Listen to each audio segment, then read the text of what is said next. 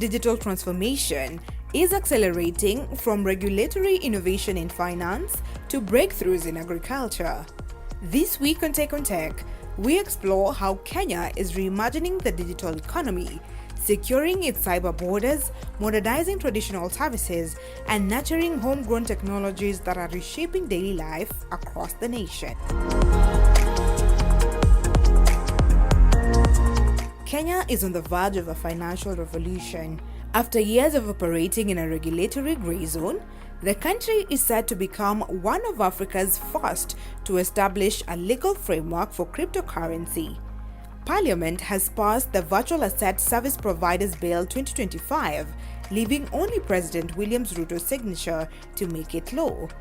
The bill empowers the Central Bank of Kenya and the Capital Markets Authority to jointly regulate virtual assets, while the Treasury will guide oversight of stablecoins, digital wallets, and anti-money laundering measures.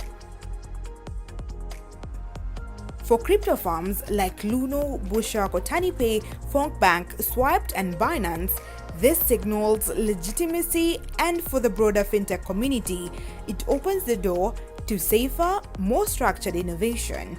Chebet Kipingor, operations lead at Busha Kenya, captured the moment. Since our company launched in 2019, we've been pushing for financial freedom and inclusion for Africans all over the continent and the world. And we believe blockchain holds immense potential for the future of finance in Africa, delivering enhanced efficiency, transparency, and significant cost reductions. At Busha, we envision a future where this technology fuels sustainable innovation across both public and private sectors. KBCC 2025 is a platform for us to collaborate with key stakeholders, regulators, innovators, and ecosystem leaders to drive this conversation, particularly as Kenya continues to lead the charge in African blockchain development. The law will not only bring order to a fast-growing industry, but also support Kenya's bid to exit the Financial Action Task Force grey list, reinforcing its global credibility in digital finance.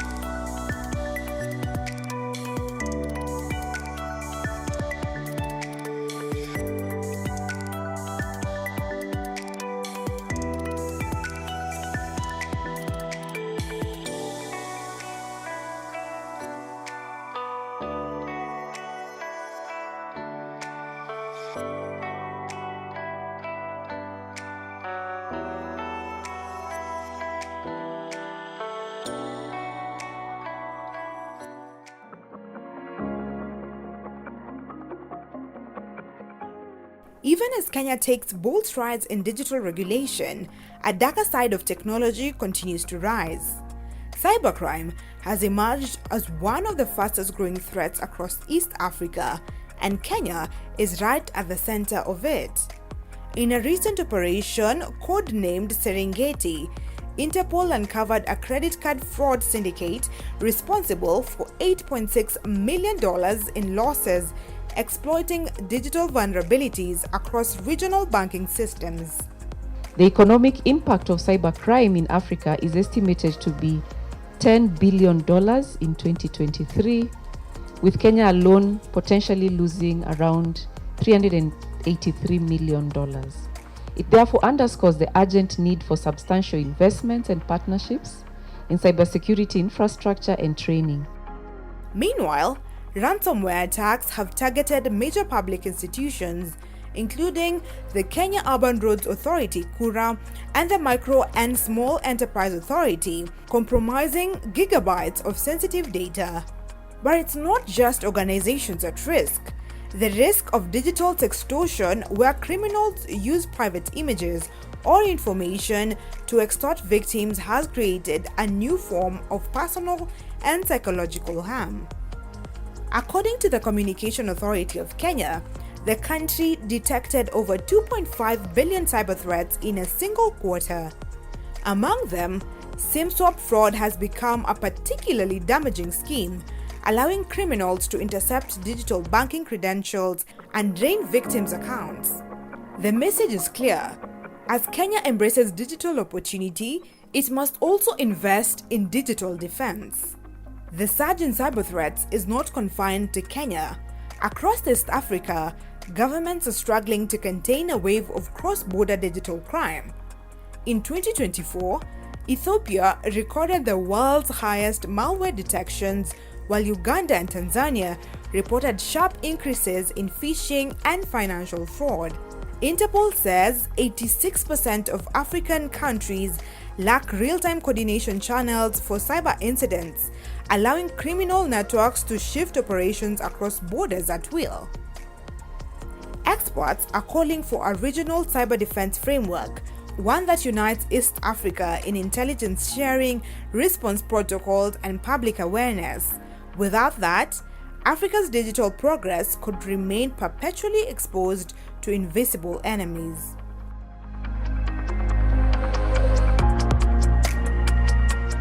Kenya's internet has never been more heavily used or more strained. The Communication Authority reports that in every second quarter of 2025, available international bandwidth dropped by 12.5%, largely due to maintenance work on undersea cables like Seacom and Easy. Yet, during the same period, internet consumption rose sharply from 9,589 Gbps to 10,735 Gbps. This imbalance has pushed network utilization to 55%, the highest in the country's history, creating occasional slowdowns and reliability issues. Analysts warn that Kenya must act quickly to expand its connectivity infrastructure through new undersea routes, data centers, and even satellite services like Starlink if it's to maintain its position as East Africa's digital hub.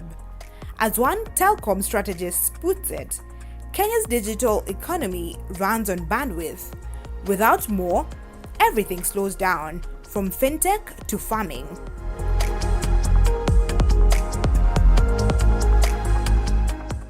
Regionally, Kenya continues to lead in digital policy advocacy.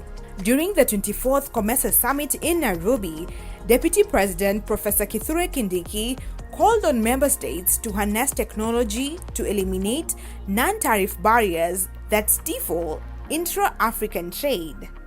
He urged the adoption of smart customs systems, e-certification, and real-time trade data, arguing that digitization could unlock billions in regional commerce.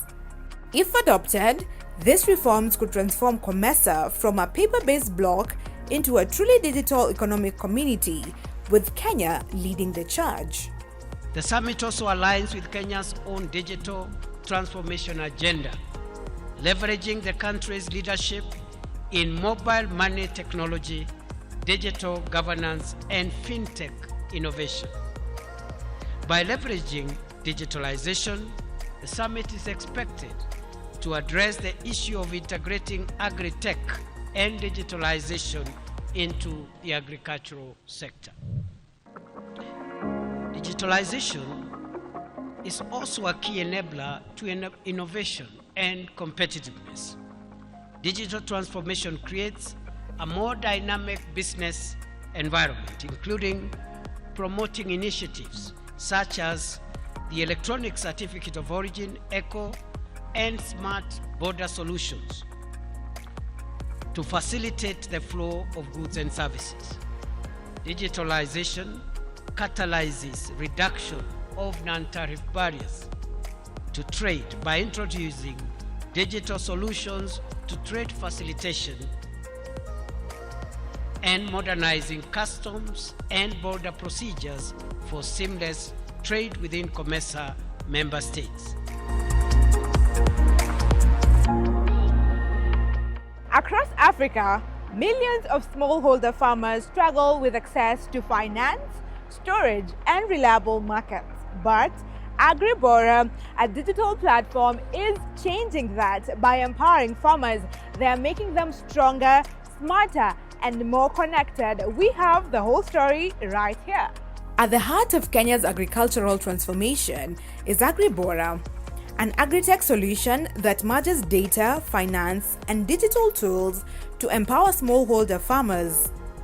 We sat down with Lilian Ambani, Partnerships and Project Manager at AgriBORA, to understand how this innovation is bridging the gap between farmers and the resources they need most: information, credit, and markets. AgriBORA is an agri-fintech company. We are based in Nairobi, but we have operations in the western part of the country. That is for the input business, but for the output business, we cut across the country. We go as far as Uganda and Tanzania to be able to aggregate commodities that we link farmers to market with. Using satellite imagery, mobile platforms, and localized data, AgriBORA provides farmers with real-time insights on soil health, weather patterns, and crop performance. This helps them make informed decisions, improve yields, and reduce losses while generating verified digital records that lenders and insurers can trust.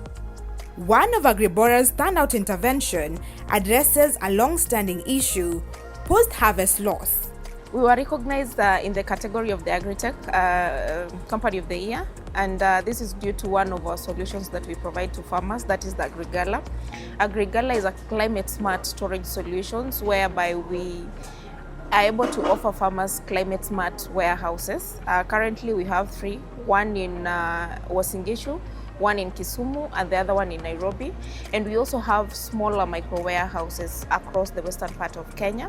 So what we do is at the point of harvest, when the prices are lowest, we encourage farmers not to sell immediately. We encourage them to store their produce with us, wait it out until prices get better, and at that point we're able to link them with the market.